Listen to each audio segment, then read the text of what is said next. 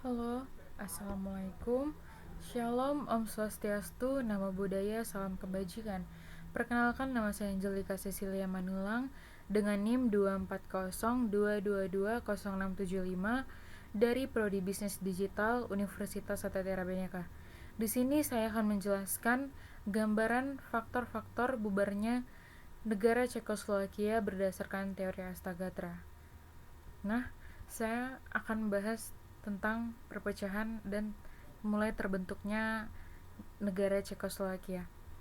Sebelum bernama Cekoslowakia, negara ini terkenal dengan nama Bohemia. Karena wilayah tersebut ada banyak pendatang dari suku Boiran. Di tahun 1917 terjadi pertemuan di Pittsburgh, Pennsylvania, di mana Thomas Masaryk mewakili Ceko menandatangani perjanjian tersebut. Perjanjian itu mendorong penyatuan negara Czechia dan Slovakia menjadi Cekoslowakia yang resmi berdiri pada Oktober 1918.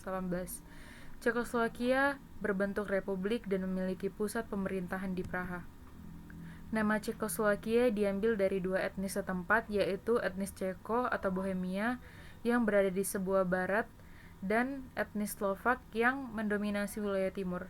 Sebelum menjadi negara merdeka, wilayah Cekoslowakia menjadi negara tempat membuat senjata dan menjadi gudang senjata setelah Perang Dunia Pertama dan Perang Dunia Kedua. Seiring perjalanannya sebagai sebuah negara, di tahun 1948 sampai 1989, Cekoslowakia pun menjadi republik yang berpaham komunis. Selain memiliki paham komunis, Cekoslowakia melakukan politik tangan besi atau menggambarkan rezim kepemimpinan yang keras dan kejam, hanya kepada pihak-pihak yang dianggap membahayakan kepentingan pemerintah. Agama berada di bawah kendali pemerintah, ditambah penangkapan pihak-pihak yang dianggap anti pemerintah. Meski awalnya merupakan negara yang maju, lama-kelamaan Cekoslowakia mengalami kemunduran karena sistem ekonomi yang terpusat. Hal ini mendorong timbulnya gagasan dan tuntutan kepada pemerintah untuk melakukan reformasi, salah satunya dari Alexander Dubček. Pada tahun 1968, Dubček yang proformasinya terpilih menjadi sekretaris tertinggi Partai Komunis, ada beberapa kebijakan yang diberlakukan Dubček. Salah satunya adalah melonggarkan pengawasan terhadap media.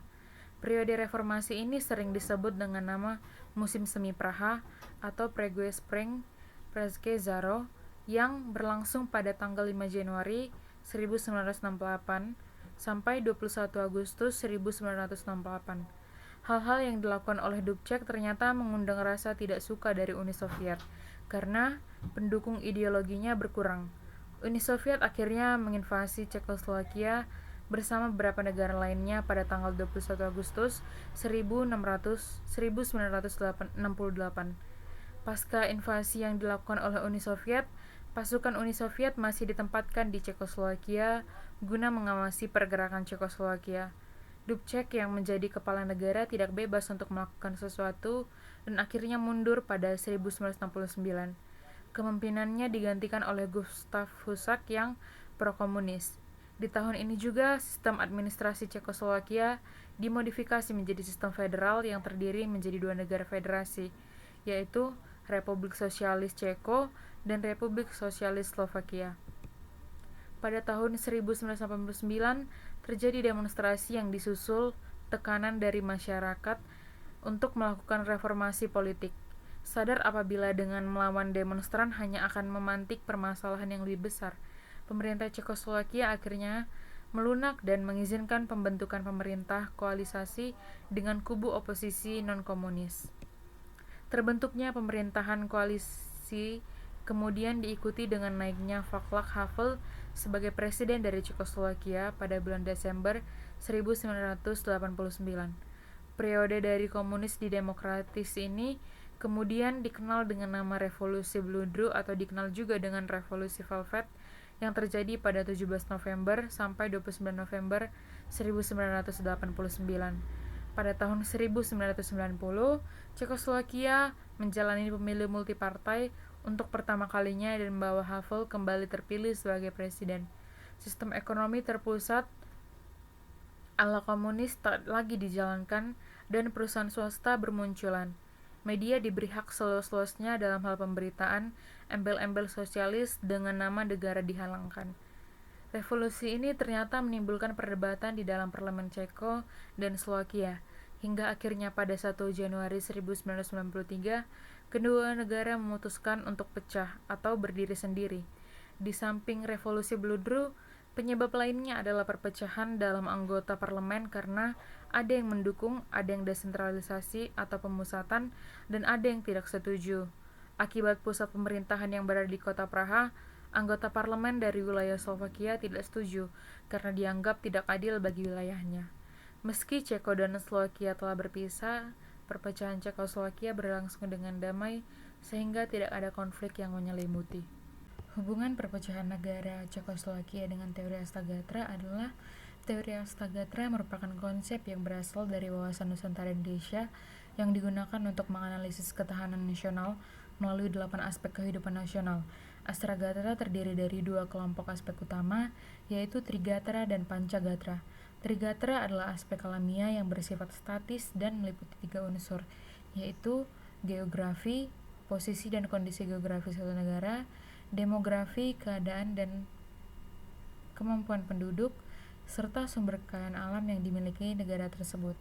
Ketiga unsur ini merupakan modal dasar yang harus dikelola dengan baik karena menjadi fondasi pembangunan dan ketahanan nasional.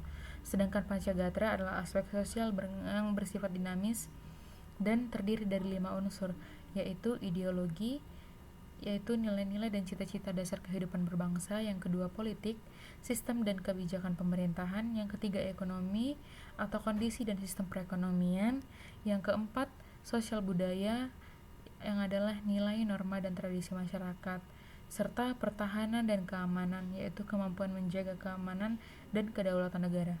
Hubungan antara Trigatra dan Pancagatra bersifat saling mempengaruhi dan membentuk suatu kesatuan yang utuh dalam pertahanan nasional, di mana kelemahan pada satu aspek dapat mempengaruhi aspek lainnya, dan sebaliknya. Dengan demikian, Astagatra menjadi kerangka analisis yang komprehensif untuk memahami kondisi dan dinamika sebuah negara dengan secara menyeluruh.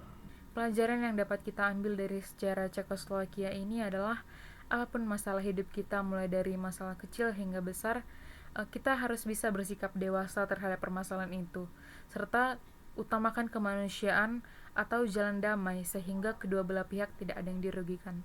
Terima kasih.